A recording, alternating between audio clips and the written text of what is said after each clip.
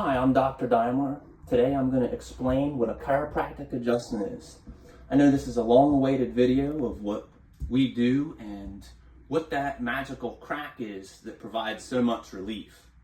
So here I drew out a synovial joint. You have a bone, synovial fluid on the inside, synovial membrane, and a capsule of that joint.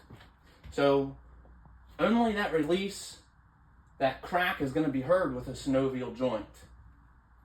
So with an HVLA, a high velocity, low amplitude adjustment specified to a specific joint in a specific direction, we can create a gas release.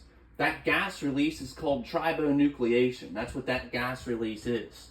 So when we do that, we're taking that joint through the neutral, through the active range of motion, just to this elastic barrier.